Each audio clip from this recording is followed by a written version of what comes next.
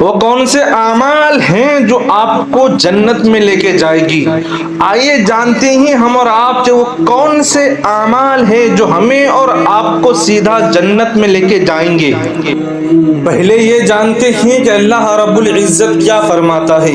اللہ رب العزت قرآن مجید میں ارشاد فرماتا ہے وَسَارِعُوا إِلَى مَغْفِرَةٍ مِّن رَبِّكُمْ وَجَنَّةٍ عَرْضُهَا السَّمَاوَاتُ وَالْأَرْضُ أُعِدَّتْ لِلْمُتَّقِينَ۔ اللہ فرماتا ہے کہ تم دوڑو اس کی طرف جو اللہ رب العزت کی مغفرت کی طرف، اللہ رب العزت کی جنت کی طرف، جو اللہ رب العزت نے زمین و آسمان سے زیادہ جس کے دروازے کو چوڑا بنایا ہے، تم بھاگو جنت کی طرف۔ اور اللہ فرماتا ہے کہ جنت اس کے لیے تیار کیا گیا ہے جو متقی ہے، متقیوں کے لیے جو جنت تیار کیا گیا ہے، تم بھاگو اس جنت کی طرف۔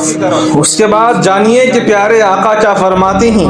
پیارے آقا صلی اللہ علیہ وسلم فرماتے ہیں کہ کوئی بھی شخص اپنے عمل سے جنت میں نہیں جائے گا جب تک کہ اس کے اندر ایمان نہیں ہوگا۔ ایمان کہتے کسے ہیں؟ یعنی ایمان اس چیز کا نام ہے کہ میں گواہی دیتا ہوں کہ اللہ کے سوا کوئی معبود نہیں اور حضرت محمد مصطفیٰ صلی اللہ علیہ وسلم اللہ رب العزت کے بندے ہیں اور اس کے رسول ہیں۔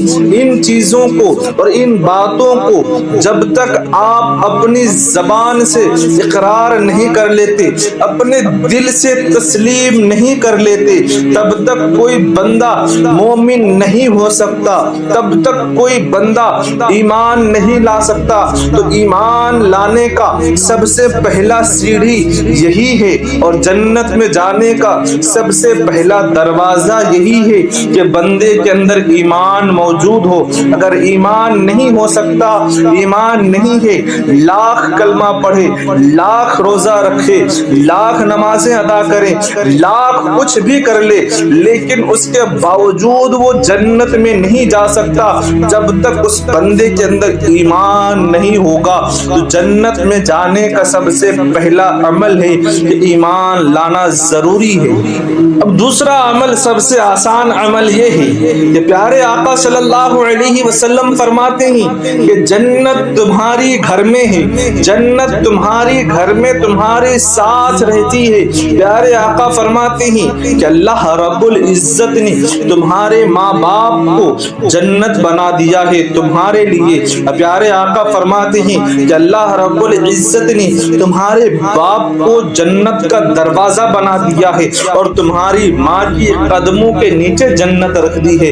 اب تم چاہو تو اس کی خدمت کر کے جنت حاصل کر سکتے ہو، یا پھر تم چاہو تو اپنی ماں باپ کی نافرمانی کر کے جنت کو ضائع کر سکتے ہو۔ تو میرے عزیز ہم پر اور آپ پر ہے کہ اپنی ماں باپ کی نافرمانی کر کے ہم اپنی جنت کو ضائع کریں یا پھر خدمت کر کے جنت حاصل کریں۔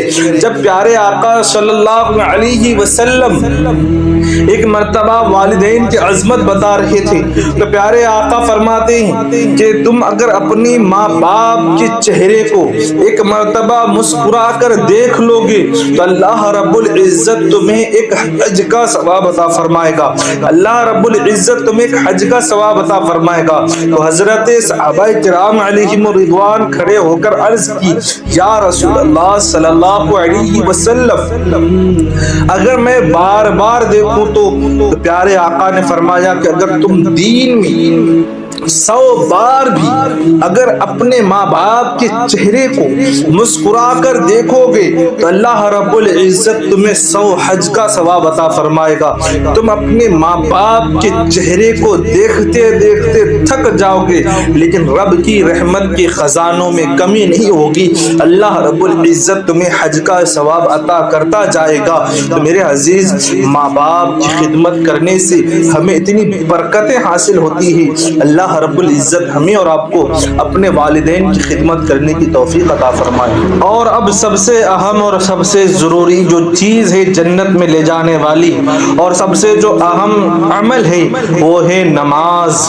اللہ رب العزت کے پیارے نبی صلی اللہ علیہ وسلم فرماتے ہی کہ اللہ رب العزت نے نماز کو جنت کی کنجی بنایا ہے، یعنی جنت کی چابی بنائی ہے۔ تو میرے عزیز، جنت کے بہت سارے اعمال ہیں لے جانے والے، جو اعمال ہمیں اور آپ کو جنت میں لے کے جا سکتی ہے، لیکن نماز کے بغیر اللہ رب العزت کے پیارے نبی فرماتے ہیں کہ جب تمہارے پاس کنجی نہیں ہوگی تو تم جنت میں جا بھی نہیں سکتے۔ تو نماز بے حد ضروری ہے، اور نماز پیارے آقا کی آنکھوں کی ٹھنڈک ہے۔ تو ماہ ربیع النور کے صدقے میں، پیارے آقا کے 1500 سالہ جشن عید میلاد النبی کے صدقے میں آپ یہ عہد کریں کہ اللہ رب العزت کی بارگاہ میں آپ اور ہم یہ دعا کریں کہ اللہ رب العزت ہمیں اور آپ کو 5 وقتہ با جماعت نمازیں ادا کرنے کی توفیق عطا فرمائے، اور عہد کرے کہ پیارے آقا کی ولادت کے صدقے میں ہم نماز شروع کریں گے